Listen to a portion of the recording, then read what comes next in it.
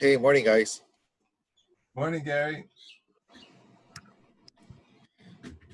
There we I go. guess I got to start my video and my audio. How you doing, boys? Not too I'm- bad. Brian may not join us today. He was up at 4 and he just went back down. So Video games or something more social. no, he went to bed usual, but he got up at 4 and then he stayed up to watch YouTube, and now he Yeah. went back down. So I'm gonna let him sleep in. Yeah, I tell you, YouTube, you start watching some of the stuff on there. It's like, whoa, 2 hours just buzzed by. Oh no, it's worse. If it's not YouTube, it's Fortnite. And there's Patrick. Yep. Hey, so who's gonna be working with Bob on the transmissions? No, he's doing it solo. I had a long conversation with him on Wednesday. Hey, Mike, by the way, did you find your spreadsheet? I did find the spreadsheet, and what he was talking about was not something I ever touched. Okay, so he just misplaced it somewhere. Well, who knows? Who knows what happened exactly? Yeah. I never saw it, and I know it was not installed on the VAA. So Darwin he was looking for an oil sump pump, Gary. You never saw one in a. No, I haven't seen the Like sump pump. Yeah. I found a water and I found a fuel pump. Yeah. That's what I talked to him about Yeah. too. Yep. Yeah. Those We both found- went on the VAA, and they're all categorized. But there was, what he was talking about was never made it to the category. I remember there was boxes of stuff when we were first starting, Right. and some of it I had no clue what it was. But Darwin was there, and he knew what everything was. So Yeah. if anybody would I have think that- remembered it, it would have been Darwin. Yeah. Yep. Yeah. I think the last thing I remember was that white separator cooler, the exhaust cooler. Yep. And that was about it. That was the last thing that I helped work on, and that was it. The beast. Yeah. So as far as dry dock on the tranny, I think what he's asked, and I know, and they're still getting. I mean, Bruce talked about Menahune weekends last night on the call, and I about choked because we don't have any protocol set up yet for any of that stuff. They're still trying to work through with the state what they can do and what they can't do for dry dock. Yeah. What he's asked Nainoa to get is 1 or 2 people per session, and then he would reach out with specific kuleana to each one of us, and then have us come on board for that time period. I think Larry's teed up to Bob. He'll do the electrical, but he's got to go back in the VAA and really document it. There's probably a bunch of other stuff that needs to be done, but it seems like the transmission piece, he's got to pull the shaft out. It's got to get remachined because the hydraulic system is longer. I think he's already was able to lift the engines and turn them 180 degrees, so he's got workspace. And I don't know how he did it by himself, but I'm pretty sure that's what he did. So, until we get clearance on the dry dock, nothing will happen. We can't do anything down there to help him. Yeah, that is true. That's true.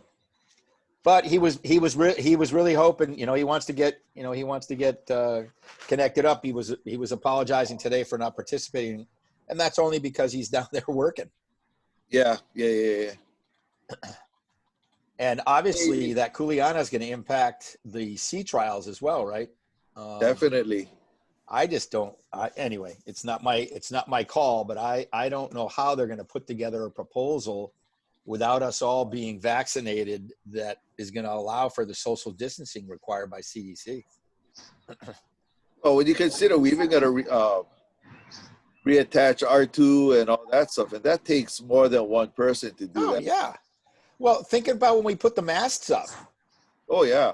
On the shrouds, it was at least 2 guys, right? And you're pretty much, what's the polite word? Butt to elbow when you're doing that. You're trying, and then any of the if we have to relash anything, I was thinking about the lash, and that's going to be the tough one on. Oh yeah, because even with that, we're right next to each other. Oh man, what was it like? 6 people per line, right? Something like that. At least.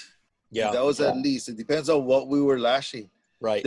So we had 4 on the that was hooky, and that's only on one side. 4 on the other side, 2 Yeah. do, line runs, and it's crazy. And you can't get leverage if you're 6 feet apart. No, you can't. No way. I can see it now. It's like you're running it like a sled rather than a tandem. Yeah. Anyway, hopefully we can get the transmissions changed out, get the VAA back in, and you know, you might be able to do sea trials with it. If you don't have to re-rig the canoe, maybe you could do it that way, is without any of the other gear on. But you know, that's not going to be full-on sea trials. No, it's not. Anyway, I'm sure Bob's thinking about it, and I'm sure it's keeping, you know, Bruce, Bob, and Nainoa up at night.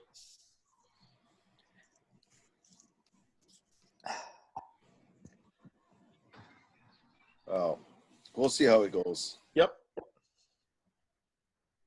So, Luke, where are you now? I just got to Virginia. I just finished my first phase of training in Maryland, and now I'm waiting for a ship in Virginia. Oh, great. Nice. Awesome. Yeah. Aloha to you. What kind of ship are you working on, Luke? I'm not working on any ship. I'm waiting for an assignment to I would be an apprentice, so I get paid very little, but I working in each department for a month and then get off, probably come back home and wait to go back to school again, and then Start all over one more time. yeah, basically. Is it Merchant Marine, Luke? I remember you talking Yeah. about it, right? Yeah, something like that, basically. Good. Nice. They used to have a beautiful schooner up in Castine, Maine that was Merchant Marine, was part of the academy. For the Maine Maritime Academy. Yeah, that's definitely cool. Yep. That's if you have money.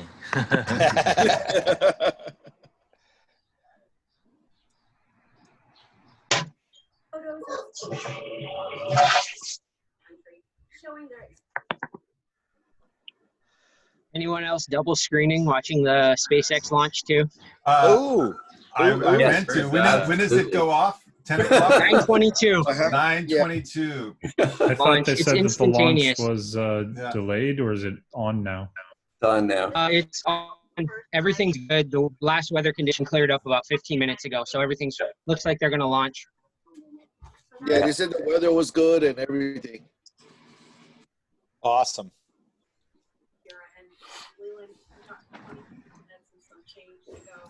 All right. Well, we're almost at 9 o'clock, and we're almost at full quorum, so we'll start in a couple minutes. Luke, you look good, Luke. Yeah. I haven't seen that face before. Yep. Yeah. I think this is the first time I've seen Luke clean shaven. Yeah, it's growing back already. First day. Wow, what up, Luke? What's up? Aloha. Aloha, no. Aloha, everyone. Aloha. Inbaga bigat.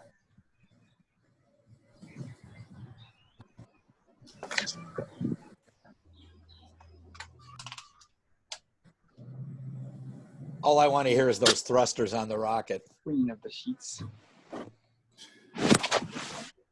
Oh, we got to see the replay of the prototypes when they exploded on the pad.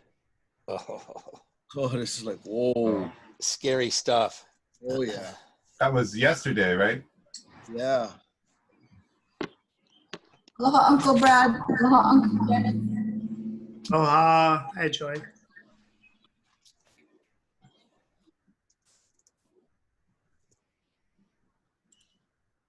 Okay.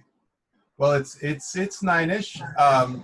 I think we can start if Uncle Dennis here is ready. We're gonna I believe have John Kruse talk story about what's going on with his like 45 years of experience, and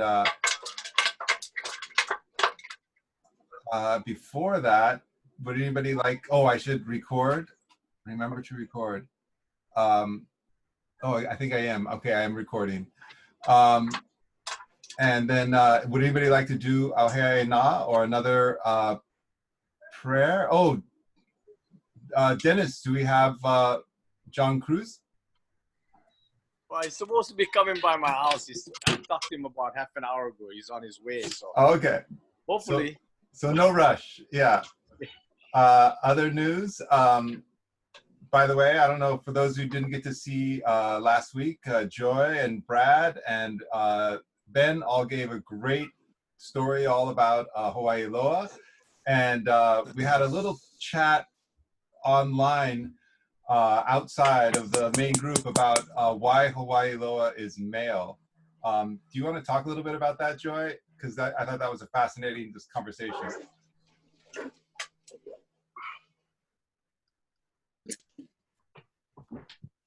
Sorry, my sound is going out a little bit. Can you guys hear me now? Yep. Okay, sorry, my sound was going. Brad is here too. I, just out of respect for all the, all the original members, I believe that they refer to Hawaii Loa as a she. In terms of some of us referring to Hawaii Loa as Wankane, and I wish that Uncle Billy was actually on to really talk about it, but obviously the Va'a is named after, one of the progenitors of the island, so Hawaii Loa, who was Wankane. So sometimes we talk about the Anu of the Va'a, and that is just a little bit like masculine. So I always talk about how that's like what we feel from Hawaii Loa, that he's like Wankane. I'm gonna go ahead and maybe share a quick story since we're waiting for Uncle Dennis anyways. This is a story that Uncle Billy shares, so hopefully you'll be okay with me sharing the story because we actually talk about it all the time. So he tells this story, if you are familiar with Ayala, which is really funny because I found this. I'm like, number one, Ayala made pencils, and where did I get this pencil? So I just found this in my little thing where So Ayala, if any of you are familiar, Ayala really, was also worked on shop at the friend's shop. And I guess back in the day, there's a story about when Ayala went to Maui, I believe, or they were somewhere together. I don't want to mess up the story. So somewhere, Mo'olele, right? Mo'olele. Was it Mo'olele, the little wooden va'a in Maui? Can someone confirm it's Mo'olele? Anyone? Brad is nodding. Okay, so anyway, so there's a short story where I guess they meet up, and Uncle Billy says how when they meet up, Ayala, he's on Ayala, and Mo'olele is coming up, and I guess like Ayala does this like spin around Mo'olele and just like shuddered, like because Mo'olele is one wahine, so he just talks about like talked about the anu of a va'a and how Ayala seemed more kane. So. That's just a little bit of mono'o that we were kind of talking about, is just that some people, feel that certain va'a are more kane than wahine. Like my long voyage that I did was on Honui Waka, so it was a kane, so that wasn't weird to me. And just sometimes the vessel as a wahine is a very Western thing. So yeah, but out of also respect out of all the original crew members, we know that, I even will call her wahine sometimes, or she, just because it's natural because you hear everyone else doing it. So, but if you talk to Uncle John, right? Uncle John will say that Namahoe is, what did you say? He, she, the twins, right, Uncle? I remember one time you said something really funny referring to Namahoe as being wahine and kane. So anyway, so with that, I'm gonna pass it over. Thanks for letting me share a little bit. Mahalo. Awesome. Thank you. Thank you, Joy. Yes, and I think Billy said something about Hokulea was always designed to be both male and female. But John is here, so we should start. I like to have somebody say Auhea Na while everybody else is silent. Anybody want to volunteer for that? No great volunteers. Nobody left their audio on accidentally. Oh shit, Eliahi is. Yeah, Eliahi, you want to lead us on the prayer? E puli ka ko ka puli ho mai kai au hea na mako kalani e Mario ni leo puli. He leo ha he leo ho mai kai no hoi. E mālama mai a mako a palekana a puke ki a mālama lama. A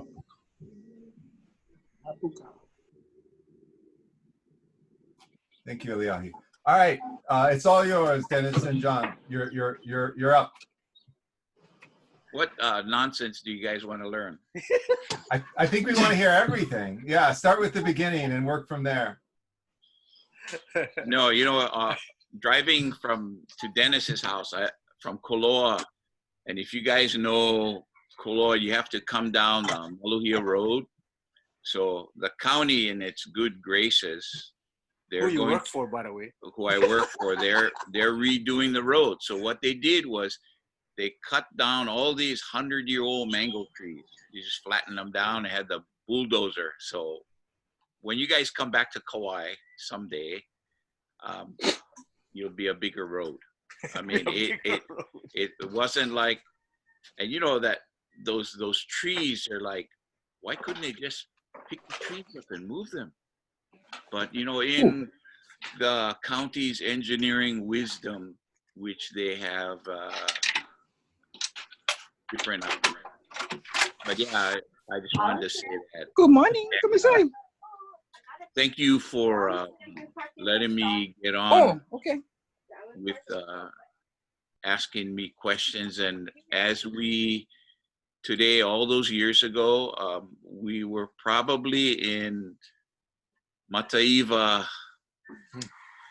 and we took another day. We stayed overnight, and then we slowed down outside of Tetiaroa, Marlon Brando's island, where Rodo Williams used to work for Marlon.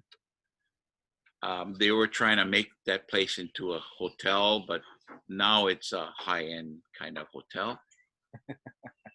But then the very next day to go back to outside the breakwater. And I remember what was kind of classic, because when we got close, there was a French Navy frigate, and all these guys were going the opposite way. The ship was. They were all in their whites, and they all had their tam o' shanters on with the red little bob on the top, and they all saluted. And so we lowered David Lyman was saying, you got to lower the flags, so we put the French flag lower and we put the Hawaiian flag higher. And, that was in protocol. When you go to the receiving country, you're supposed to put their flag highest. And, when we finally did get there, we were in the reception area and walking through the town. Of course, it was like pandemonium, crazy. The most people I ever seen. And if you ask Billy jumped off the canoe and took his bonzer, and he paddled like 100 yards away from us. And I was wondering where he was, because I was trying to be in the back, trying to stow the anchor. And then I saw this figure out there sitting on the board. And later on, he told me that he couldn't handle all those people, which, yeah, be considered, because, 30-something days with just all of us. And then you have like the whole population of Papaete. Yeah, kind of mind-blowing. Right on, John. So that was like what, 45 years, 44 years ago, yeah? And at this time, you guys were right just there. outside, yeah. Well, I think people are kind of thinking, how did you get involved? What called you to the canoe? What called you to Hokulea? What called you to this whole? Nobody had done it before. It was still kind of, in Hawaii, a lot of people were thinking, oh, this is crazy. What are they doing that for? What drew you there? What was because you were one of not only did John sail on that first leg and be part of that first crew, but he also built the canoe, right? Yeah, I built, help Uncle Wright, and how I got to that point to meet Uncle Wright, Uncle Wally, was, you know, I just came home from service, and so then I started, well, got to do something. I had gone to stayed home for about a month and didn't see anybody, didn't talk to anybody. I remember the Watchtower guys came and knocked on my parents' house in Manoa. Nah, just slipped me the paper underneath the door. So anyway, after about a month staying home, my mom said, "Hey, maybe you should go to Tripler and talk to somebody." Pretty much, little did I know that when you come home from something like that, from service, you get all this reaction. So I stayed at Tripler for a week, and they had all this same kind of guys like me that had come back from the war, kind of wanting to talk to a psychiatrist and Navy or military doctor. So after a week of that, I thought to myself, hey, you know, I'm not crazy. I got to do something. So I walked out of there and I caught the bus, and from Tripler all the way back into town, and then I got on down there by the Library of Hawaii, and then ended up going to the unemployment office. I said, well, maybe they can help. So then there was this program, Carpenter's Apprentice program that the state Department of Education had. So I figured, hey, I can do that. I can sign up, see where it leads, and then also go back to the night school, the university, take a couple classes just to be around people again. One of the classes was I had to get material for the class, you know, books, pencils, pens, stuff like that. I was at Honolulu Paper Hopako in, where is it? Ala Moana. Yeah. And then that's where I saw my old classmate, Kimo Hugo. And Kimo was, introduced me at the time to Herb Connie right there. And so they said, hey, why don't you come to this meeting that we're going to have at Herb's house. At the time, Herb Connie lived out there by Hawaii Kai, where Bruce Blakenfield's family lived on that little point of land.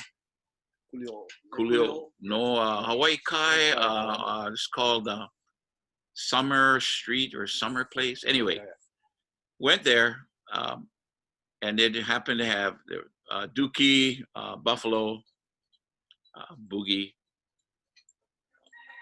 and then meeting Herb Connie. And Herb Connie's idea, the thing wasn't even made yet. Herb Connie's idea was he got together and formed this association with Tommy Holmes, Rudy Choi, and Ben Finney, and Dr. Ben Finney. And their goal was, if we could build a performance replica canoe of like how they did in the past, you know, then we can use this for the portion of the bicentennial. Oh, thank you, Kyoko. Wait. So this bicentennial was for every state to celebrate something that was significant about them. And so what happened was we started on this venture to build this canoe.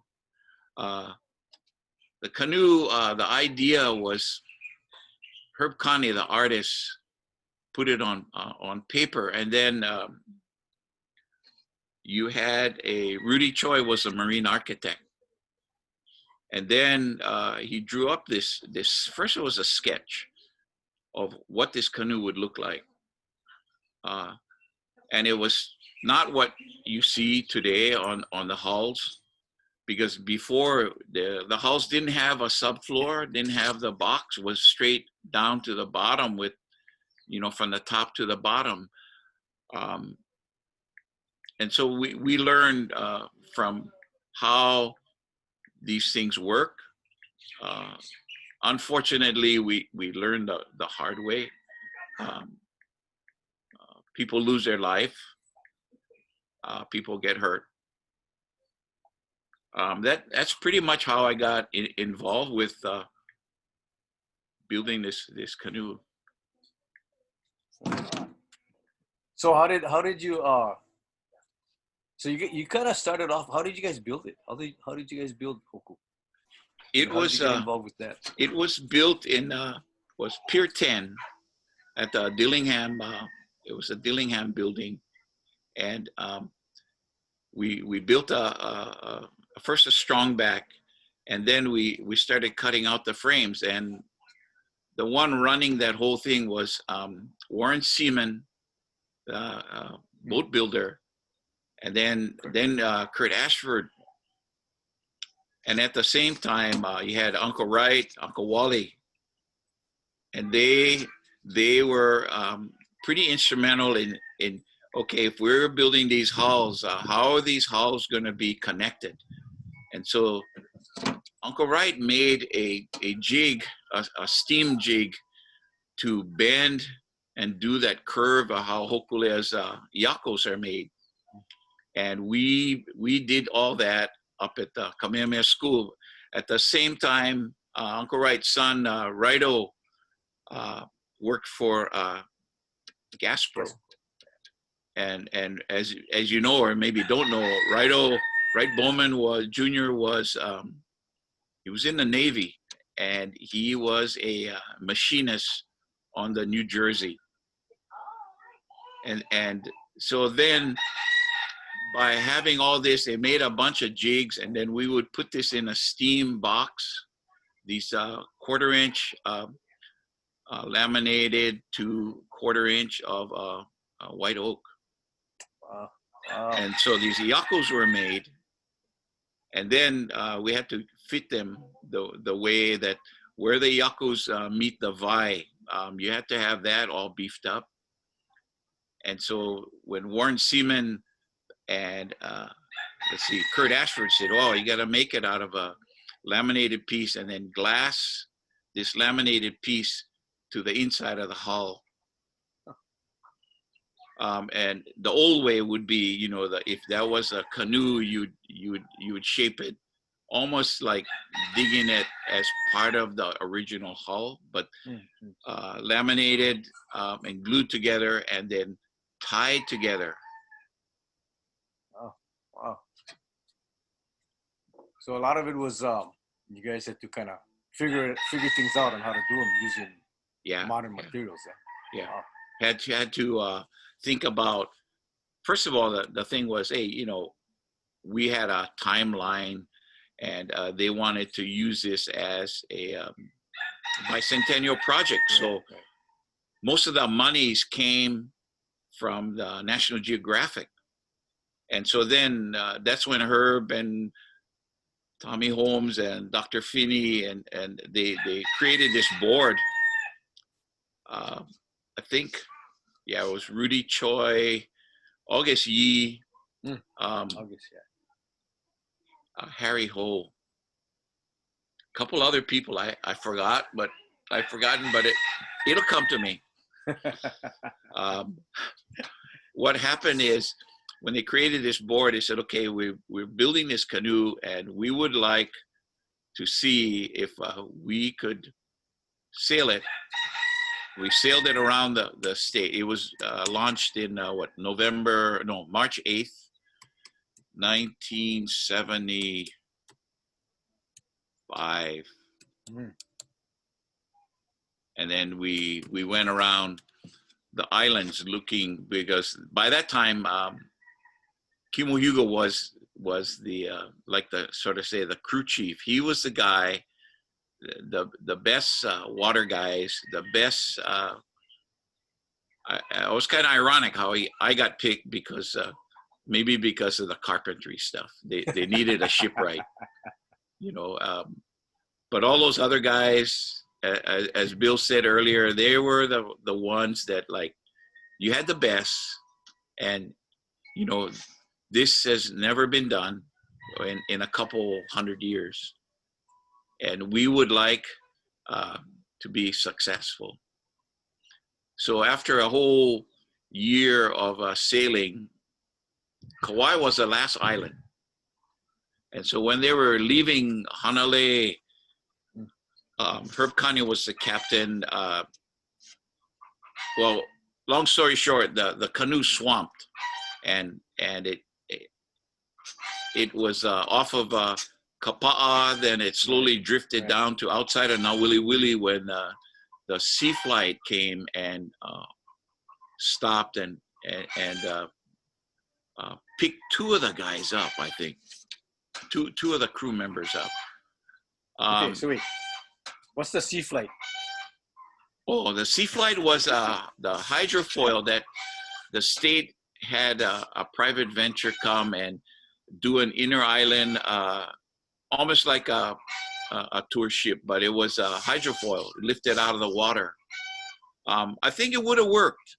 Not what we have now in the present. Couple years ago, where they had the giant, what was it? Not sea flight, but super ferry. The super ferry. That thing was a disaster. Yeah, so I don't know if the guys know, but yeah, the sea flight, we used to have an inter-island ferry. It ran for maybe 4 years or so, maybe 4 years. It was a hydrofoil. It was only passengers, yeah. So there's no automobiles, no cars, no freight per se, yeah. So it's not a new idea. Okay, so they pick you guys up, or pick some couple of guys up, and then what happened with Hoku? Oh, so then I got a call from Herb. I was at the time living in Honolulu, and he asked me, "Hey, can you fly to Kauai to help Hugo put the canoe on the barge?" And by that time, when I saw it at the pier at Nawiliwili, they had Navy, the Coast Guard had put some pumps on it. They were pumping all this water out. And I was looking at that. I said, wow, we didn't have any subfloor. There was no compartment hatch to each individual between the bulkheads. Water, once it got in, it went through the whole bottom of the two hulls. So long story, now we're supposed to go to Tahiti. And so what happened was, okay, ship the canoe back on the barge and back to Pier 10 and try to repair this. So all this takes money. and so that's why the association, by that time they had fundraisers to, and everybody was going, wow, we don't know if we can get this canoe ready to go to Tahiti. And so that at the same time, they're still looking for that Maui guy, the Mao guy. I like to call him the Yoda guy because he was the magic. And when Nainoa talks about, he's just down the road teaching the University of Hawaii Marine Department how to catch aku. On hand lines, so he was one of those guys that, he was the youngest of those pole navigators from his island. And so then he came and he said that he would help us. And so by that time now, the canoe was brought to the Sand Island University of Hawaii's site where they have those Snug Harbor, yeah, and they had Kila Moana, Kila Hoku, the UH's research ship. So we got two 20-foot containers that we had. One had tools in it, and one had all of us sleeping in it. The guy came from off island. The guys that came from off island. From Kauai, Maui, and from the Big Island. So we all got together and we lived and worked together, and we put that canoe back. How long did it take? Man, we were. Because you guys were working like all day, all night kind Oh of thing. yeah, work at night. Somebody made a run to get food. I would say a couple months. Wow. Because now the date was, you know, that was like 1976. We got to leave by May. And so, you know, all the way up into let's see, when it swamped was in September of 2019. I mean, not 2019, but 1975. Yeah. So we're under the gun to get this done and put it back in the water. And as they say, the rest is history. Hey, we got Billy on the line now. Maybe Billy can kind of talk story with John about container days. I hear stories of that all the time. Huh. Yeah, Bill. Maybe. I thought this is a JK show, so. And we did the JK Bill. Okay. Yeah, too bad we couldn't get Shorty on here. Yeah, they're working on it though. Yeah, first of all, the swamping of the canoe took place on October 5th, 1975. Yeah. Yeah. So I actually have photos of the canoe underwater and things, and later on, some other time, I'll share with all of you. And then the container days, I guess. Well, like John said, the canoe was brought to and right across from the bridge from METC, at what's called Snug Harbor. So if you look over there, where right now I think there's a freighter there. That's where our home was for a very long time.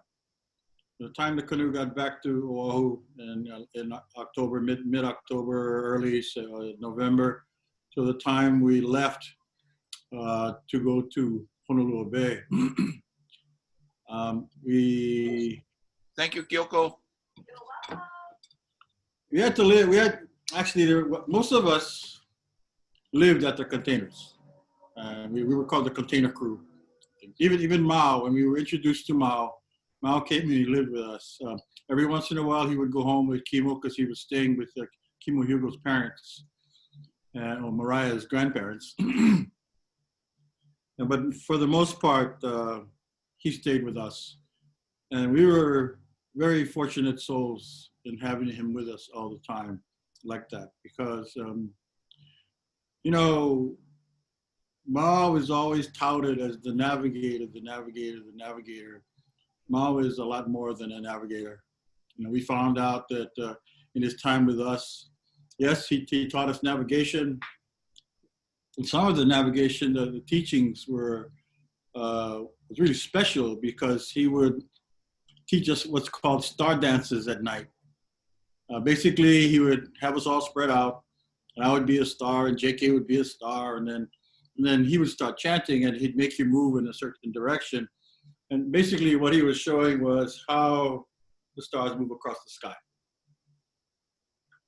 And he taught you that, but he also taught us how to put the canoe together, how to lash the canoe. And the lashings that we had on the canoe, when the canoe swamped, the lashings that were on the canoe was a kind that is normally used on a 6-man outrigger canoe.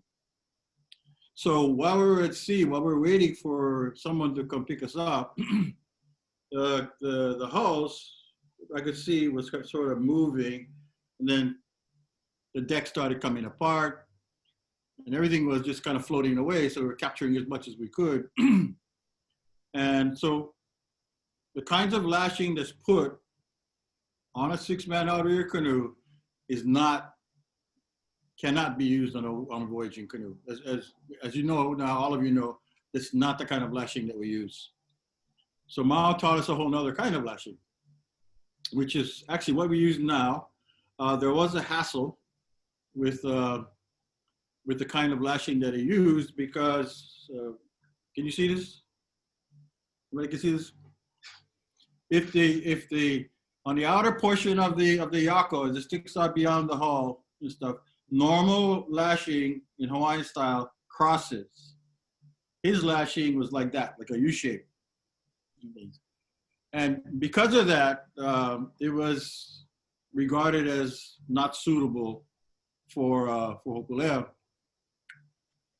So at that point, they said they had to take it off. Now, take off lashings, and you folks have lashed, you know how much time it takes.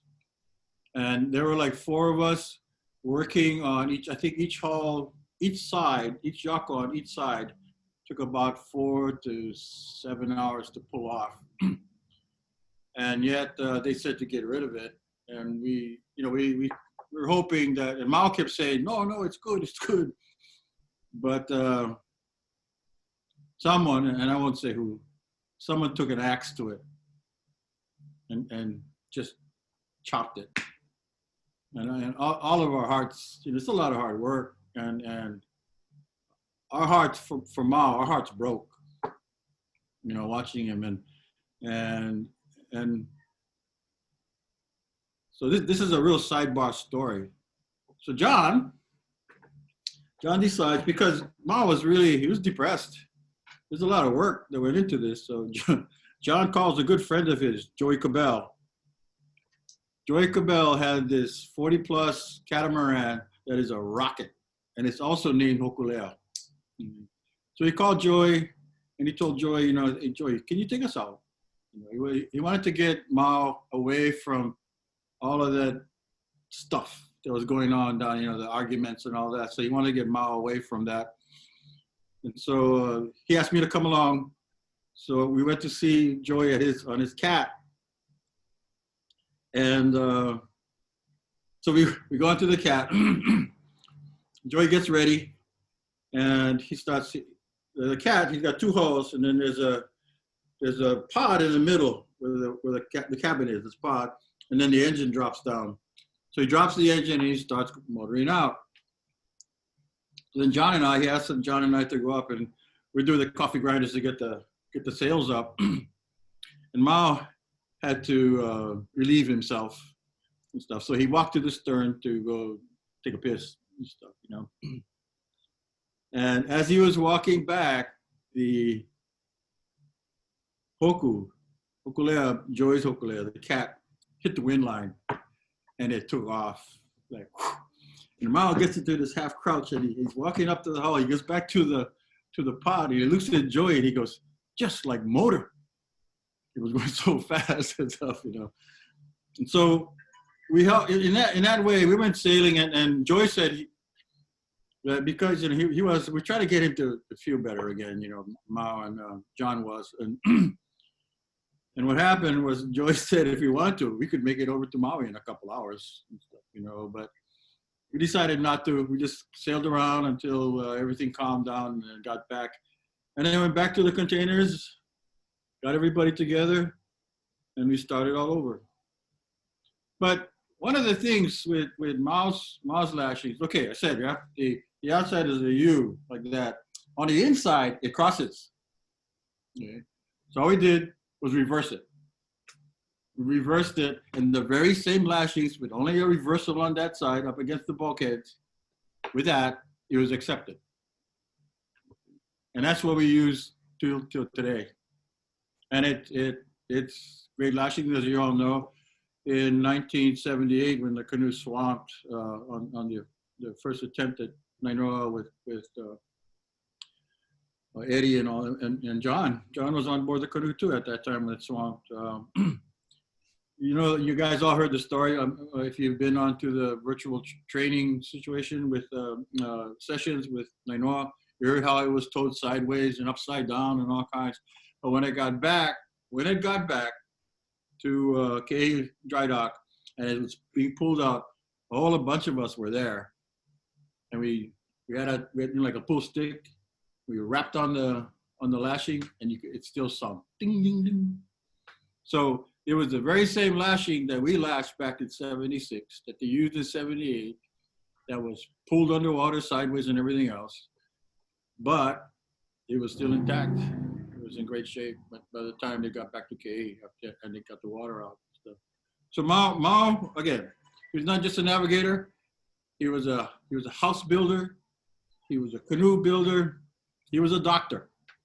You know, he was a doctor to us. He knew herbs. He knew. I talk about what's where Shorty and I went one day. We had a break. I had to take a break. Surf was up. It's offshore. So Shorty and I went surfing out of Queens. Had a really nice offshore wind, though. Pretty good offshore wind. It was about 6 feet, 7 feet. And one of the ways I took off and I made the bottom turn. When I came up, the wind caught the nose of the board, slapped it against my knee, and really cranked my knee and stuff, you know. So we came in, and my knee was getting bigger and bigger and bigger. And so we got back to the container, and Mao saw me. He saw me limping, and he saw my knee, and he goes, "You come." So I went back, and he makes me lie down. He gets coconut oil, I think kukui nut oil too, and he starts rubbing my leg, and he's kind of, he does this. He I don't know if you want to call it chanting, but there's always a small drone that goes on there, you know, and he made that swelling go down to nothing, you know, just an hour or so. So, you know, that's Mao. He's incredible. That's why we call him Maui, because he wasn't just one. You know, he's not just in one category. He's all categories. And for those of you that sailed for a long time, I would share with you this, and that's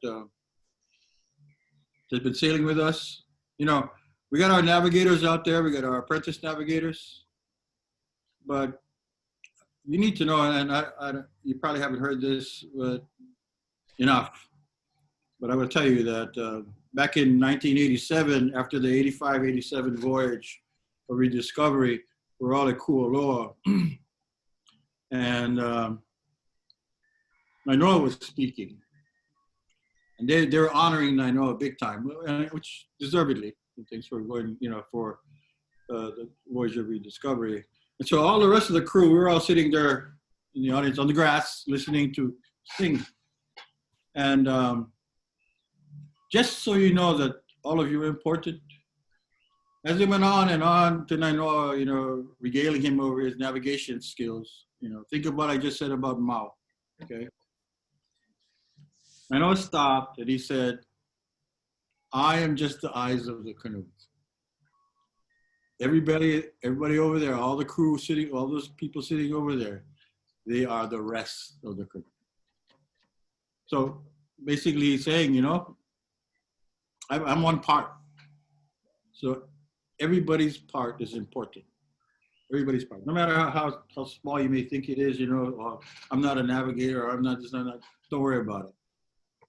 If you have a job to do and you do it well, you're doing your part. And then that's the most important thing about sailing on a canoe. And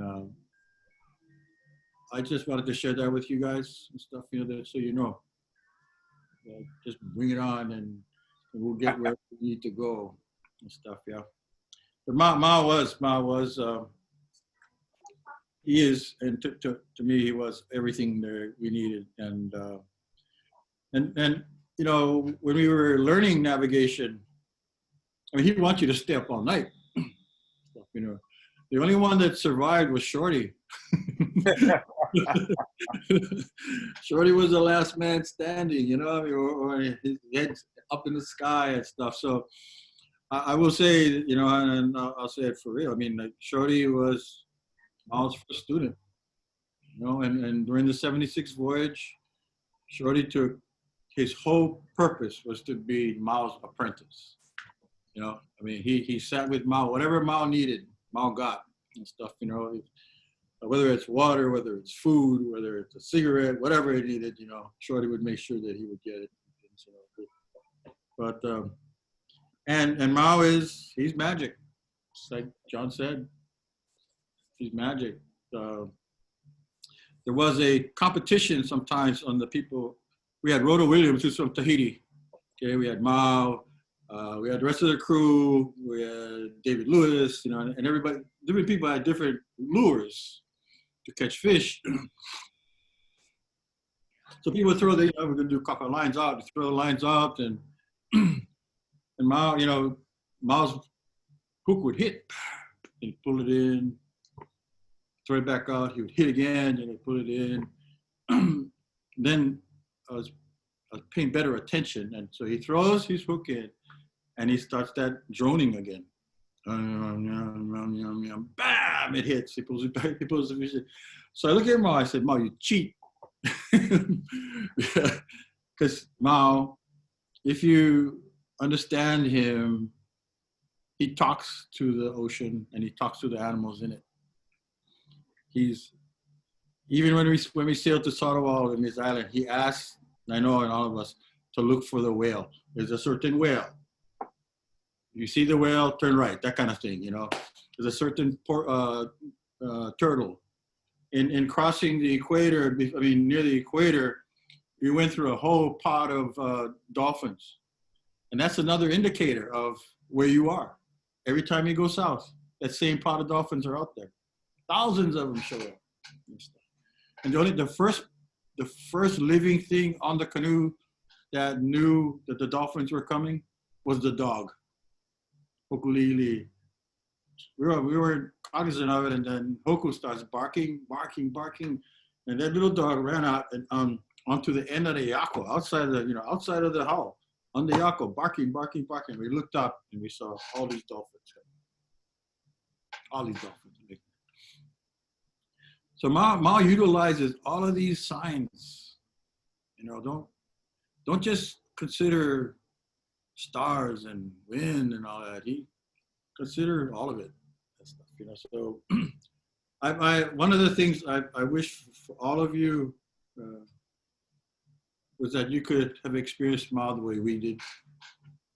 We were very, very, very fortunate to have. Mahalo, Billy. Anyway, cool. Oh, that was cool. I'm glad you brought that up. Yeah, you know, I mean, yeah, those people that had the chance to sail with Mao, and you know, I was fortunate to have sailed with Mao. Yeah, there's all kinds of stories. But then, JK, this is your show, bro. What is your experience with Mao? What was you had any? Mao, you know, when Billy was saying about the fishing, brought a whole bunch before we left Honolulu. We had all this young coconut fronds that's still in the sheath. They're not fully green. They're kind of yellowish, really young. And so keep that in mind. And so we're in the back, and Mao's making this lure with these long tassels, maybe 20 inches long, of the young coconut. And he breaks them in a 1/4 inch bend and goes like 8 inches down, breaks another bend. So what he's doing is he's making a bird, the wings of the bird. Then this hook is tied in the middle. He sees that bird. He says, you know, when you see the real bird over you, the bird is looking for whatever rubbish that fell off the canoe that mahi-mahi is looking for. So when he saw the bird, he goes, hey, throw that in, and he would catch this fish. Catching the fish, the first thing, we'd pull it aboard, and in the back starboard compartment, clean it, and then he would show you how to clean this fish. And at the same time he's cleaning the fish and he's cutting it, taking it all apart, he's doing that same chant. He's asking that fish, asking the ocean, hey, we are, you know, we're fortunate that we can have you. Wow. Kind of esoteric kind of stuff, you know, stuff that, wow, all the stuff that Mao, that we got fortunate to sail with, can't learn in books. That's for sure. All right, there's a question here that Ben. that Out of all the voyages that you've done, all the sails you've done, what had the most, you know, what do you call magic? What was the one that kind of was most memorable to you, you might say, or had the most moments of astonishment or something like that? Was it? Yeah. It probably Dennis was probably the first one. Yeah. Because we, granted, we hadn't gone this route, you know, 600 something years was the last, and I always used to wonder about that, why, you know, they ended, and why they didn't go back to the homeland. And so the other thing was when we got to see, at first, when we passed the equator, I think it was around, I would think around the 18th or 19th of May. And then as we got closer to where the edge of the Tuamotus, you're on the east side of the Line Islands. And I remember Mao was telling us one day, blue sky, and we looked to the west, and there was this cloud that was just out there. There were no other clouds, and really sunny. Canoe had slowed down, and he kept looking, and then he was showing us that he said, you see, as we get closer passing this island, you could see the reflection of the loom underneath the cloud from the lagoon below. And you know, Buffalo asked him, how far do you think? He goes, maybe 100 miles. That's far away that we were. Yeah. And this cloud wasn't moving, it was just staying on the horizon and over this island. The other one was the next couple of days, you know, all played into where he was thinking, okay, now you see this wave, that's the land wave. The wave comes back to you. So in the Tuamotus, it was probably hitting either Mataiva, which is the westernmost northern island, or Tikihau. And these waves would surround the island, bounce off the backside of the island, and come back to the canoe. And he could tell that is the wave from the land. And as we get closer, this wave got more predominant. And then, you know, like we're now into today's what, the 28th? 30th. It is the 30th. Okay, so before that, like maybe on the 24th or 25th, right in front of us, the canoe was going really slow. And in the evening, we you know, did the regular eat, and then the watches were on. You know, I don't know if when or who saw the light, but somebody remarked, hey, there's a light in front of us way off in the distance, and it was a light from this island, and we didn't know. And so then as we got closer, so, you know, hey, we started to, wow, we better clean this canoe up. This thing looks like a rat's nest on the deck, you know. Had all this stuff strewn all over the deck. It looked like a cluster.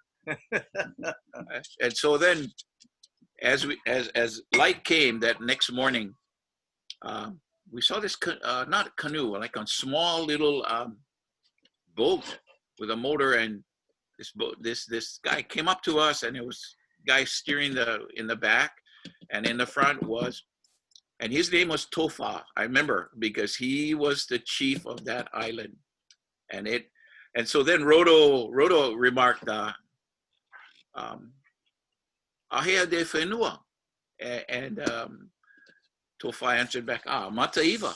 And everybody's going, wow. Then Mao had this big, I looked around, and Mao had this grin on his face. Yeah, we're good. And so right then everybody was going, oh, we gotta, so we just keep going. And so Mao, in his wisdom, you know, he said, no, you know, when we were talking about it, how we found this island, Mao said, the islands, when you get close, they bring you to the island. there is this thing again, the metaphysical part where the island's calling you. You have to accept this and go. I think the scientists or something, they thought, wow, we should go straight to Papeete. And so anyway, long story short, we landed on the island of Mataiva. Mataiva is like a copra plantation. And we stayed overnight. We had a big dinner. We drank all their beer.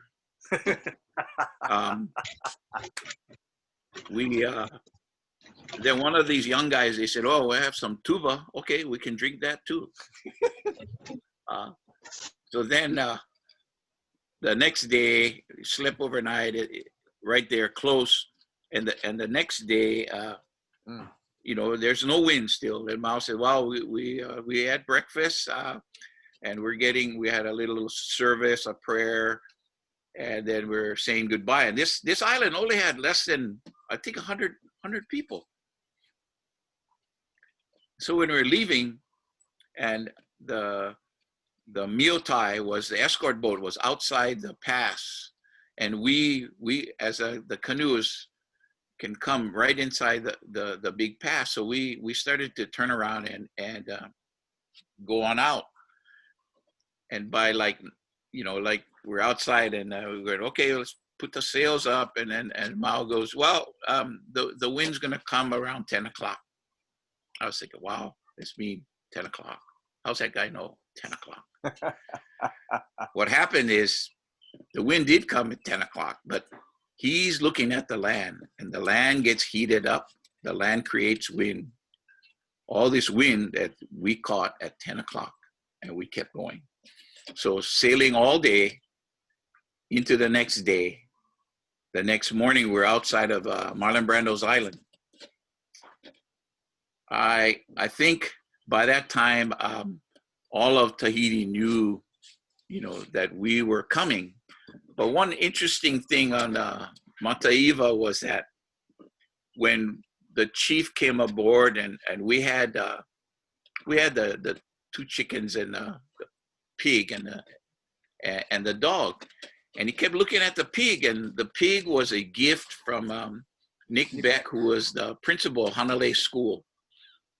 And this pig was small, but over the course of the 30 days, it got too big for its cage, and it got out of the cage one day, and we almost had like a, bacon, looking at the ears. Well, I'm gonna cut his ears off. We're gonna cook this thing right here. And Tommy Holmes was using his hands to make a, timeout. No, don't do this. We got to take it. So anyway, the chief, he was saying to Ben Finney and Kapahulehua, the captain, was, I'll give you 5 pigs, black pigs. You eat 4 tonight, and you leave 1 and you give me the white pig. And when you get to Tahiti, they will never know the difference. You have a black pig. And then Tommy Holmes, who was in charge of the plant and animal experiment, he goes, no, we can't do that. So long story short, when we got to Tahiti, all of it was settled. The pig, Maxwell.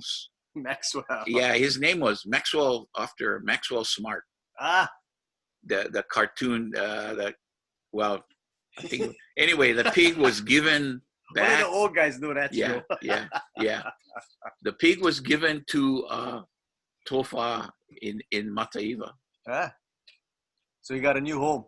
Yeah, and so I was thinking that's the only pig that's because he was a white domesticated pig, and he's probably interbred now. Right on, John. Yeah. I add something for the pig. Well, for Tofa. Yeah, Tofa. Yeah. Yeah, while we were there, for those of you who sailed Hokulea for a while, you notice that there are names carved on the mast steps. Both mast steps of the canoe. Right. So while the canoe was in Mataiva, I happened to be aboard the Hokulea. Most people were ashore. Myself and Clifford Amo, there were other crew members, lifeguard, squid eye, real guy. So two of us are on the canoe, and Tofa came aboard, and he said he wanted to give a name to the canoe. And I said, oh, it already has a name, Hokulea, that's its name. So he said, well, I have, two names. And I said, well, who do you want to name it? He said, oh, he wanted to name it after the people, the navigators, and the people who found Mataiva. So there are two of them. Yeah. So I said, well, what about the sails, the mast, sails? He goes, okay. So that's why the front sail is named Tearikitu and the aft sail is named Heiau. It's after the two navigators or the two people that found Mataiva. And it was those names were given by this chief, Tofa. Now, I thought I did a good thing, but I found out later on that when I told him that Hokulea already had a name, I was wrong in doing that. Because if you come to an island and the people want to name the canoe, rename the canoe, let them. All it does, it adds mana to the vessel. It adds mana to the vessel. I'm glad though that we chose the mast, the sails, because John was the first person to carve those names into the mast steps way back when. So it's not tradition that Tearikitu and Heiau is always carved into the mast steps. And for those of you that are going to sail Hokulea forever, on and on as descendancy, pass that word on so it never gets lost. Yeah, the other one, Bill, so was that when I got back to Hawaii, Tearikitu and Heiau, in the voyages of Moikeha, and he came to Hawaii from Tahiti, he had these two guys, and their names were Keli'iku and Heiau. Subsequent voyages, when the canoe went to Rarotonga, one of the Ariki there, her name is Pa Ariki. Yeah. She renamed Hokulea too, and she gave it the name Te Manurere, the flying bird. And Wally Forsythe carved a flying bird, and it was on the canoe for the longest time. I don't know where all those things are, because there were carvings as the canoe traveled, just like it did around the world, where you see some carvings like the mo'o on the navigator's platform and those things. There were a lot of things or accumulation of mana in a way of names and in carvings around the canoe. And I don't know where those objects are right now, but it is something. It's part of our history. Yeah. So remember Tearikitu and Heiau. Remember that, and make sure that it always is there. Right. And also remember the name Te Manurere, the flying bird, and that was given by an ali'i, a female ali'i wahine in Rarotonga. Right. So that was back in the 90s, early 90s. Yeah, that was 95, I think. Yeah. So it's part of the whole story of Hokulea. Hokulea is an accumulation of many people, many minds, many islands, and many stories. Yeah. So true, Bill. Any questions for those guys? Okay, so somebody had a question for you, JK. Have you sailed on Hawaii, Lo? Trying to remember. I mean, inner island. Yeah. So that was, okay. So somebody, you did. Yeah. And then some people wanted to hear about Namohoi. So Namahoe is like the big freaking baby, right? and this thing is, we made it. It was one day we were sailing back for one of those trips, and Mao and Kavika and Uncle Wally were sitting on the back on the nav platform talking, and Uncle Wally says, "Hey, we should build a canoe for Kauai." I said, "Yeah, we thought about it." And so then after that trip, we're talking to Dr. Ayu from Kauai, another crew member, and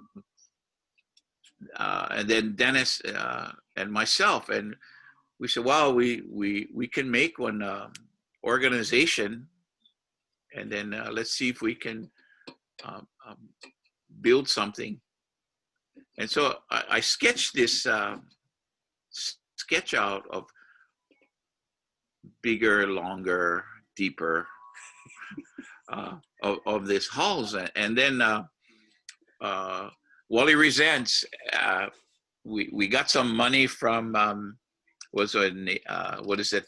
Community development. Yeah, community development block grant. Yeah. And then Office of Hawaiian Affairs matched those fundings, and then with that we got this marine engineer architect, Brian Trenhill, and he put it to an AutoCAD program, and he softened all those lines, and he made this what we have today.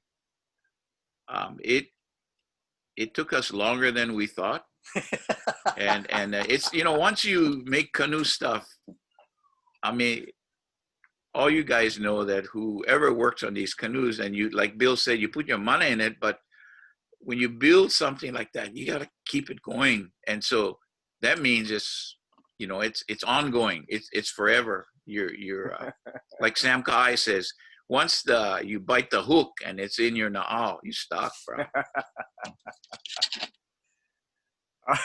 You want to tell? No, I'm going to tell this Yeah.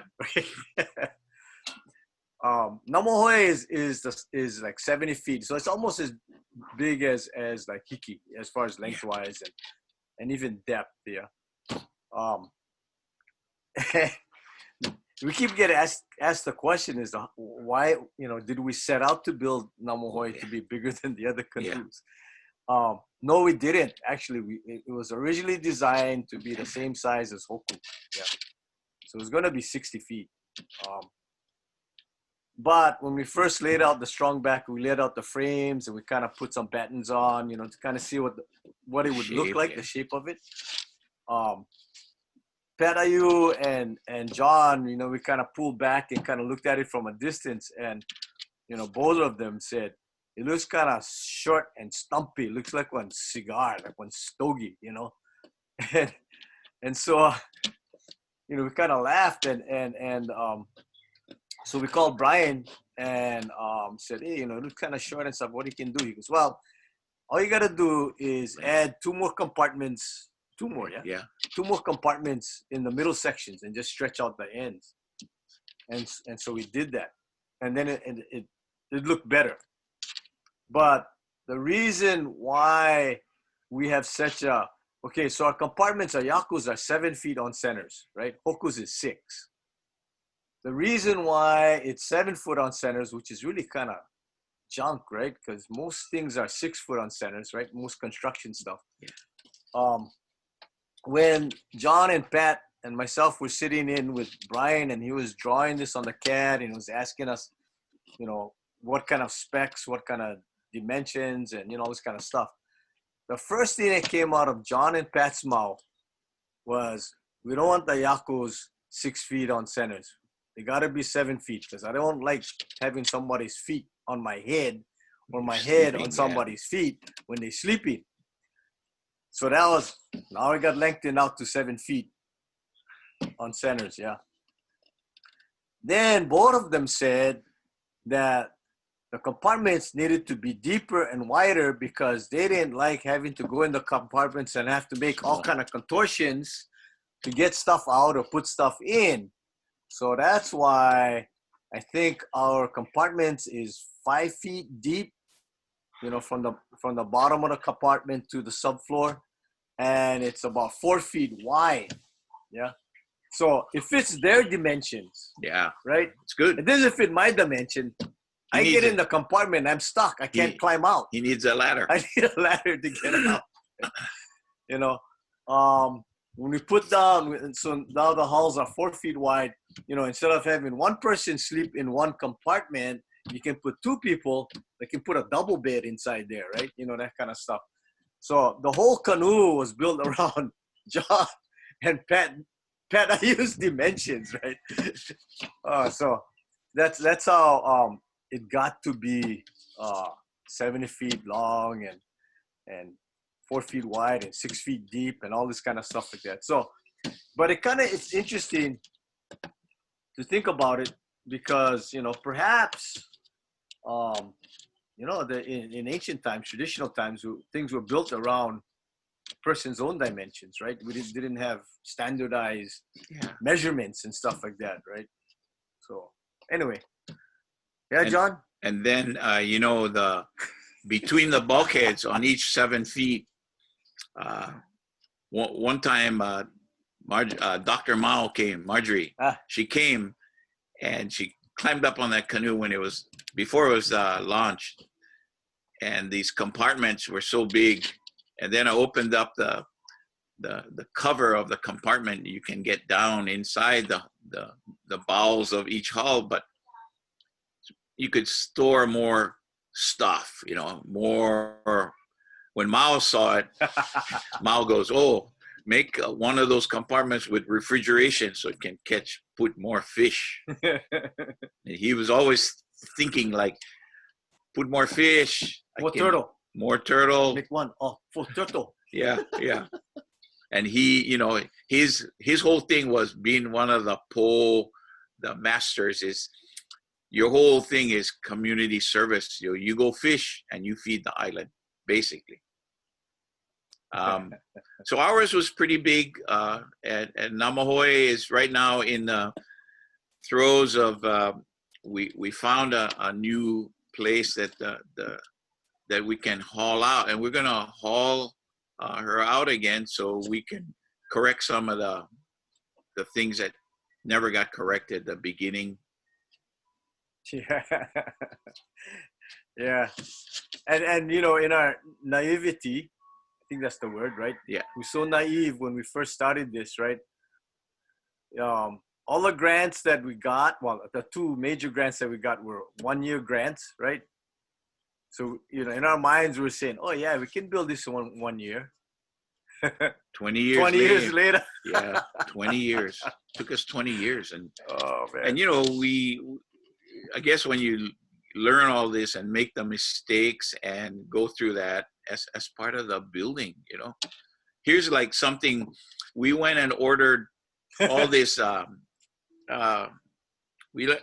it's 1708 rolls of that stuff. And then it's between laminating and epoxy. It's called vinyl ester. Okay, so we ordered all these drums, 55 gallons of vinyl ester. Because we were so slow in using all this stuff, the vinyl ester drums became big cement drums. And then we try to figure out where we can use them with the vinyl ester. Now it's hard. So if you use vinyl ester, you have to use it in the time that is on that MSDA sheet. And one of the ways that you can save it, if you're not going to use it for a while, open the thing and pour a half gallon of acetone in there. And that would keep it from going off in there by itself. If, you know, vinyl ester, if you didn't have any catalyst, it would eventually go off. And, you know, sad to say, we learned the hard way because we lost 4 big 55-gallon drums full. At about $1,000 each. Yeah. I mean, that was that time, so I don't know what it costs now, but yeah, we learned the hard way, but we learned. Any other questions for JK here? By the way, hi Mahina, Janai. Oh yeah. And Anushka. Hi, Uncle. Are you still in San Diego? I am in San Diego. What? Yeah. Oh, you got the Corona magma stuff, right? Magma stuff. It's just sort of like lava. The thing is just going. Yeah. Yeah. Any question? You can think, hey, Samoans, more Samoans. All right, brother. Hey, hello, Uncle JK, Uncle Dennis, Uncle Billy. Okay, there's a question here. Says, what is the next journey for Namahoe after dry dock? Probably try to put it back in the water and go around our island. We have never gone around our island and around Niihau, and you know, just learn how to sail this. Yeah, eventually I'd like to sail it south, and you know, go to Tahiti and go to the Cooks and go to New Zealand. The other one is way in the future. I'd like to sail it to Japan, and by that time, hopefully I'll still be alive. You will, Yeah. JK. You will. Yeah, so I think that's a good question. I think for us here on Kauai, we're still talking about that. One of our goals is to take John, have John sail it back to Raro, because he has family there. Yeah, so he has family and relatives that are still there in Rarotonga. So, you know, to bring, I guess, John home, not in the sense of bringing him home, but at least, you know, reconnecting with his family in the South. Yeah. Yeah, my mother's father, my grandfather, was half German, Cook Island Maori. So when he came to Hawaii, he married this Hawaiian lady, and always thinking that one day my mother's side of the family would go back to Raro. But then my grandmother got homestead land up in Waikeuka, outside of Hilo. Huh. And so that's where they stayed, and then never did make it back. And then when finally I got the chance to sail to Raro from Tahiti. Oh, 92. 92, yeah, Voyage of Rediscovery. No, I think that was forgot what that one was. It was 92. It was a festival art of Pacific Arts, Yeah, right? Pacific Arts Festival. Yeah. And then I got to go over there, and then I got to meet my mother's side of the family, which happens to be royalty. Well, not Tua. You know, there's a relative, and then Sam Timoko, Sam Napa. Yeah. These guys, they're the guys that, well, I think the two Sams, they still have a say in sailing Maru Maru Atua. And as you know, Maru Maru Atua they had a fire, burned one of the hulls. They shipped the canoe back to, I don't know if it was Green Height in New Zealand. I think it was Green Height. And they got a whole new hull, and they had to raise more money. So I think they're back in the water now, and they sailed back to Avarua. Okay, we have a question here. So Bill or John or both, you know, what is the importance of some of the protocol, cultural appropriateness for the canoes? Yeah, as part of crew training.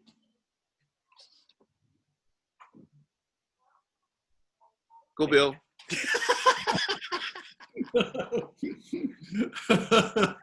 I knew that was going to happen, but I threw it out there anyway.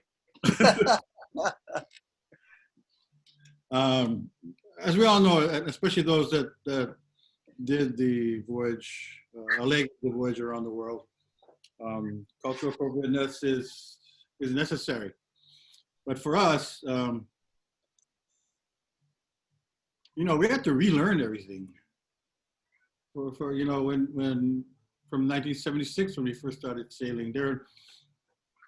We weren't aware of the cultural and protocols of the people who were accepting us, or who where at our arrival sites are. I'll take New Zealand, for example. The very first time we went to New Zealand, and we were, as we were sailing into Waitangi, this Maori war canoe came out, which was about twice the size, the length of Hokulea. And we were taken aboard that canoe after we anchored, and we were told we cannot touch the water because we're still kapu. And then we were taken onto the canoe, and then we were carried to shore. As we made our way up to the shore, there were women, Maori women, doing karakia, but also welcoming us. Yeah, so we started going up to the climbing this up towards the marae when we were there. And then there were all these people, and then the people separated. They opened up, and in front of us was a couple hundred warriors, and looking pretty fierce, I'd say. And they were doing the challenge. And the first warrior came out. I mean, they're awesome. Came out with his taihaha, doing all this thing, challenging us, and coming right in your face. One of them came right in my face. I mean, he's like this far away as John is from Dennis, and yelling at you and challenging you. And we found out later on that the intent, what those kinds of interactions is a way for them to understand what your intentions are. That's what that's what the challenge is about. What's your intentions? And then after a while, they start putting on little gifts on the ground for you to pick up, but you have to pick it up at an appropriate time. Now, none of us know any of that. None of us know what's going on. So luckily we had some Maori with us. They were kind of leading, Stanley Conrad and whatnot. I'd say for the crew, the only person that knew what was going on was Tawa Taupu, or Marquesan. For those of you that don't know Tava, or if you met him in the past, he was once the South Pacific Golden Gloves champion boxer and stuff. But he's been living in Hawaii for a very long time. He carves the keys that are at the City of Refuge and stuff, yeah. So anyway, Tava, while the rest of us are totally confused and wondering why they're sicking the dogs on us, Tava was in his Speedos, and he was wearing his Patagonia jacket, and he pulls out a bottle of monoi, coconut oil, takes off his jacket and starts oiling down, and then looks at the warriors and goes like this, like, bring it on. And I looked, Harry Ho and I, we looked over at Tava and says, Tava, don't do that, they're gonna get mad. But it took us many, many years to understand how to respond appropriately to the cultures that we're interacting with. Everywhere we went, whether it was Tahiti, the Cook Islands, New Zealand, Samoa, Tonga, you name it. It's learning, trying to understand the culture before you get there, for one thing. That's what happened with us is like, okay, we got to figure out what we got to do right when we get there. And I think, we're all better people for it now. I think in understanding our Polynesian cousins and respecting and honoring and being grateful to be able to interact with those different cultures, because they're all a part of us. But during the worldwide voyage, I wasn't on that leg, but I understand that when the canoe was going through Florida, I think, we had a road crew, right, that went ahead, and we got to where the canoe was going to arrive. Prior to the canoe arriving, So they're all there with the people, and then like we normally do, canoe arrives, and then we Olikahea ask permission to land. And the people on shore, the Native Americans, I think they're Seminoles, they're on shore, they're waiting. And finally, one of them asked our land crew, what are they waiting for? And the response was, they're waiting for permission. And the person said, nobody's ever asked permission before. You know? So for them, it was pretty deep that somebody, after all these years, after all these centuries, somebody is actually asking permission to come onto their land. That's what appropriateness is about. Understanding what it's about, and being respectful of where you will arrive, how you treat yourself, how you treat others. You know, it was really during the worldwide voyage. There are times when people had to put their foot down, you know, because you have to understand, you know, and one of the things that when you're a crew member, not just on Hoku, on any canoe, it's not about you. You know, it's less about you. It's about everything else. It's about everybody else around you and everything. It's about the whole, yeah. And during the worldwide voyage, it was not just about our crew and the voyage. It was about who we represented. You know, our people back home. How we act is a reflection on where we come from. So if you stepped out of line once, you're gone. You're gone, man. And stuff, you know. So remember that. You know, just always remember that when you're on these canoes, it's not about you, but it's about everybody behind you, everybody that allowed you to be on the canoe. Be there people who gave you grants, be there your ancestors, be there the granting agencies, you name it. It's about all of those that allowed you, out of all the people that want to sail that canoe, you're on it. Think about this. The candidacy for being on the worldwide voyage, there was 1,000 candidates and less than 300 got to go. Okay? So consider that. Consider that. If you're able to go, consider the people that couldn't go, and consider everybody that you represent, and how to act appropriately no matter where you are. Enough said. I hope that answers the question. Good one, Bill. JK? Yeah, William, you put it eloquently. I couldn't have done better because yeah. You represent all the people that are on the land. Yeah. All right. Yeah.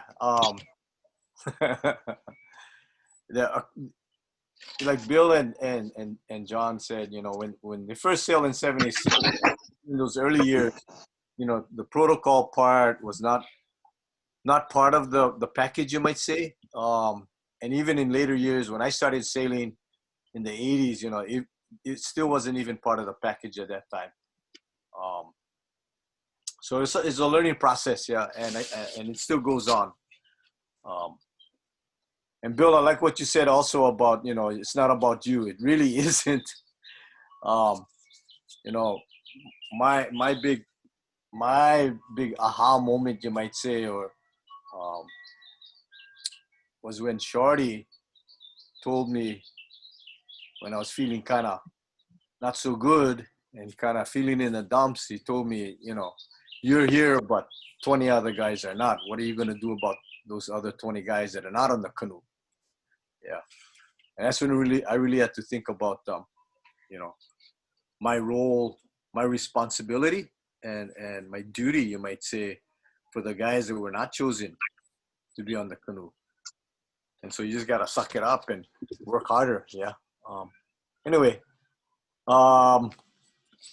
questions. yeah, there was a question that asked about, since Namohoi is larger, is it, you know, how is it steer? Is it harder to steer than Hoku? No, you just get big guys like John.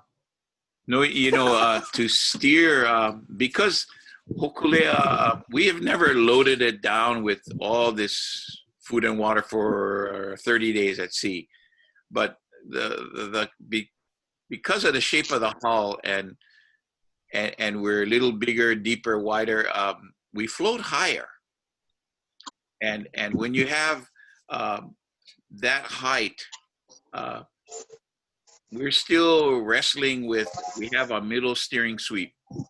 And I always thought that the middle steering sweep should be the guys that can help, is we should have a side sweeps like the Hokulea, in case the middle steering sweep for these big canoes can only do so much, unless you have some kind of rudder underneath, or a deep V, you know, so you can bite harder.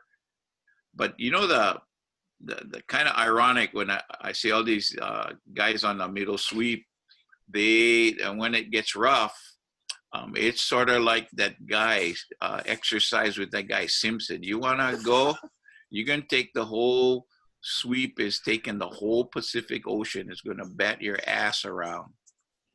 And a good way to lose weight. Yeah, you want to, you know, like, how's this? I was 230 when I left on that first trip to go to Tahiti on the weight. I got to Tahiti, I was 165.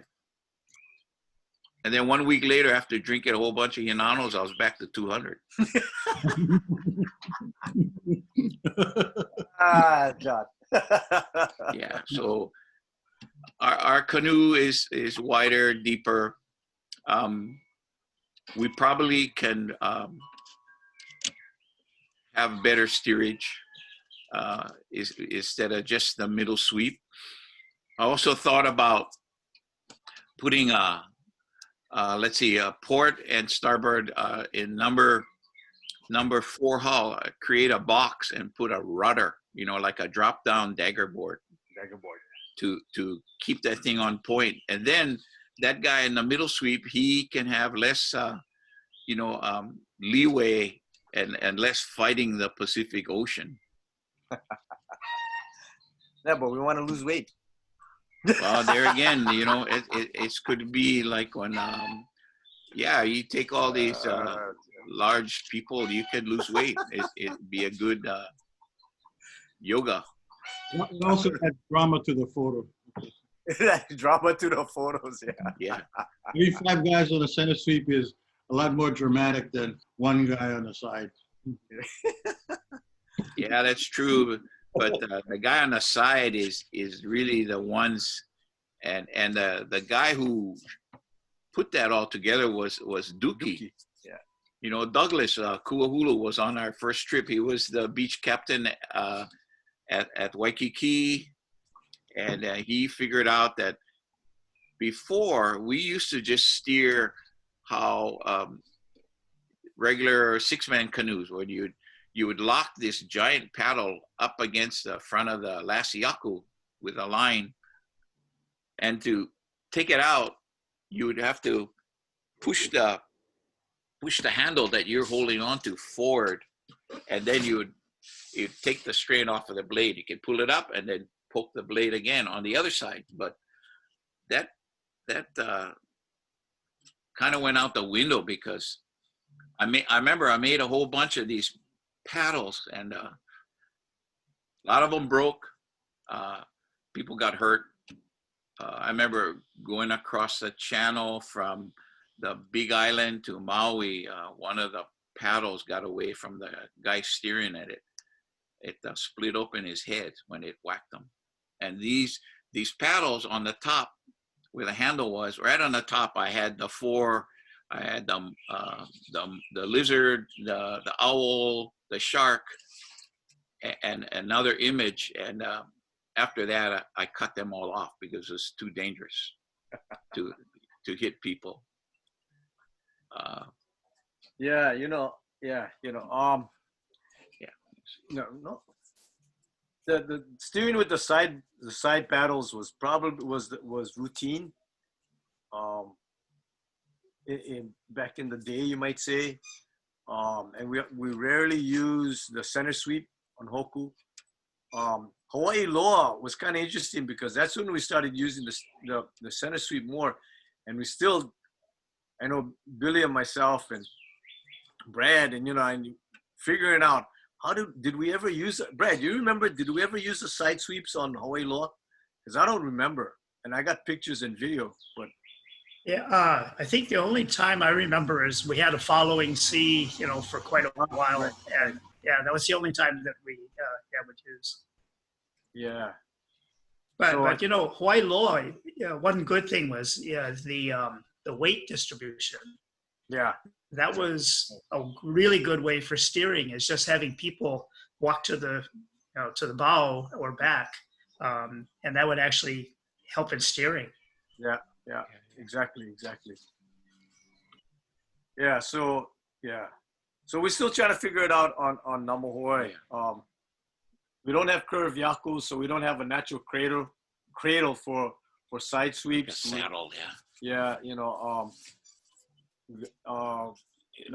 The side sweep would have to be pretty long to get into the depth of the depth that we needed into the water, and the handle would be sticking way up in the air. So you got short guys like me, we'd be dangling with our feet off the deck kind of stuff. Yeah, so there's just a lot of things. Luckily, he solved that with putting on 2 center sweeps. Yeah. But we may do that. We may not. There's just a lot of stuff. Yeah. So we're planning to get out the dry dock probably by the end of June, and then look at redoing a number of things for a year, and then get back in the water. Yeah.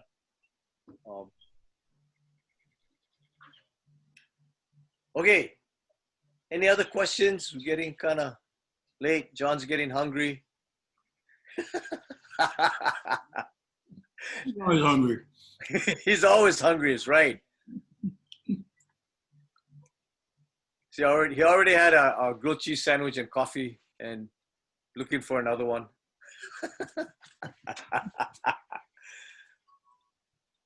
But any other questions out there? Tell us about Namuhoi's orca. I don't know. John just came up with that and painted that on the steering blade. I don't know. John's got this artistic.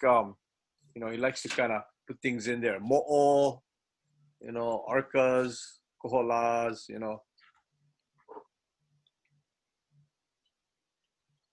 Let's see. One new. Oh, Darian. Oh, when is the next Imi Na'awao? That's a Ohana question. We have a meeting in June 10th, Bill. And I know that's one of the topics that would be brought up. Hopefully it's not here on Kauai.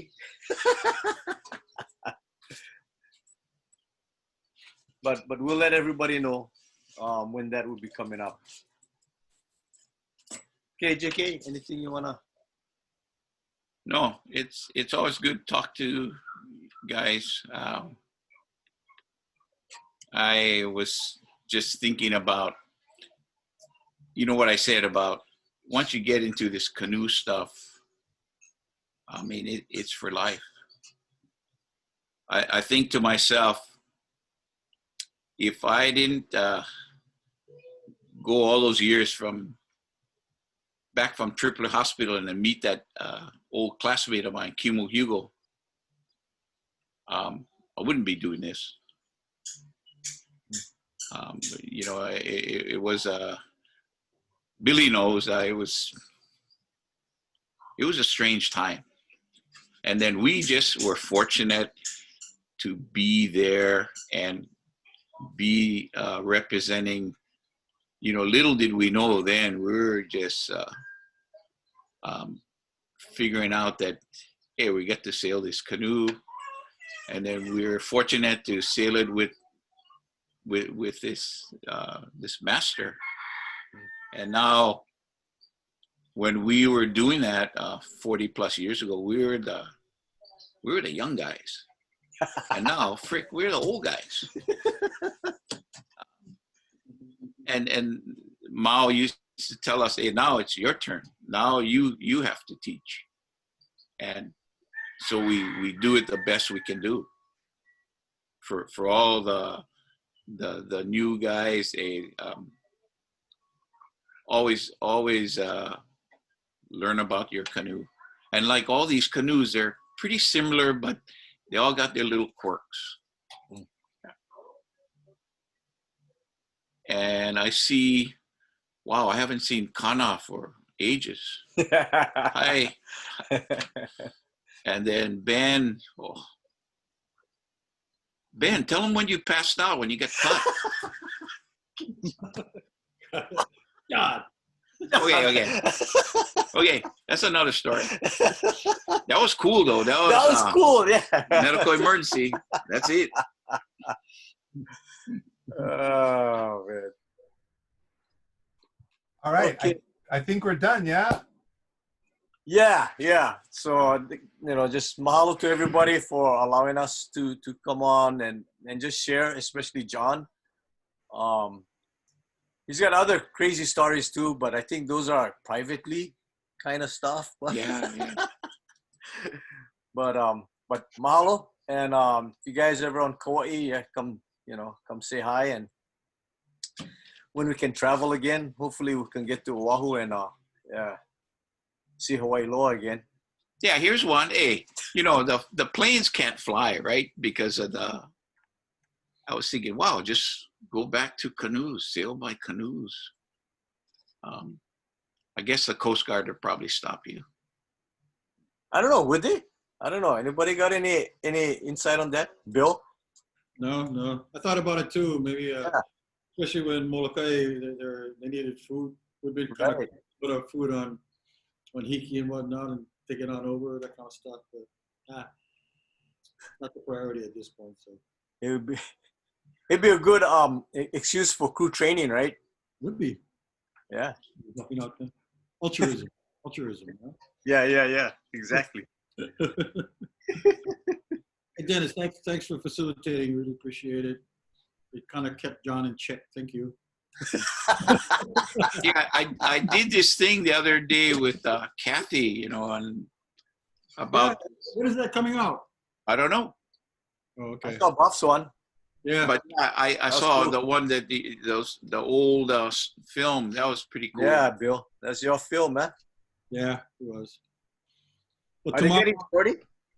Sorry? Are they getting shorty? Yes, they are. I asked that they should talk to Pomai and Manoy to do the interview. Right. So it'll be good. I'm hoping that Shorty's whole experience with Mao is what he'll share. Right. That's important. Everything about Mao, you know. Yeah. Yeah. Okay. Anything else? Mike, turn it back over to you. Mahalo. Oh, mahalo to you guys. It's so wonderful to hear all these amazing stories from back in the day. I feel like it brings to life a history that I only get to read about. So thank you so much. I think we're ready to close out. We were at about an hour 40. I was hoping Rex would give us a Samoan pule to finish. If you're available, Rex, would you be willing to do that? Hi, Kalamai. This is Brandy. He's not here right this second. Oh, okay. Kalamai. All right. Anybody else? Anybody else want to close this out with a closing prayer? We had Mark. We're all good. All right. I will close this out. I'm not a big prayer guy, but thank you thank you, everybody. Thank you, everything. Thank you for this moment that we have together to share stories. And I truly hope that this path that everybody has taken on, and that people have given their life to, is something that will help others to give their life as well. Thank you again, and mahalo. And I'll stay on it for a few minutes if anybody has any questions or suggestions for where we go next. Aloha, everybody. Hello, Michael. Appreciate it. Hey, Saki. Hello. Hiya, Kodadas. Hey. Saki-chan. Arigato. Hey. Oh, Toyota-san. Where's Toyota? He went out with Sun. Send him out. Yeah, he just went outside. All right. Good to see you. Good to see Hey, you. Joy, mahalo. Hello, Saki. Hey, Kalamai guys. I just ran into the store. For what? I gotta go get the pirate coffee. Oh, the class, the class photo guide. Hey, how are you? We love you guys. Be safe, huh? Yeah. Yeah, you guys too. You guys take care. Hey, Janai, you still on? Janai, you there? Yes, I'm here. I'm here. Oh, Still over there. where are you? Can't see you. Where's Hello. Good, Janai. Hi, Mahina. Hi, Makina.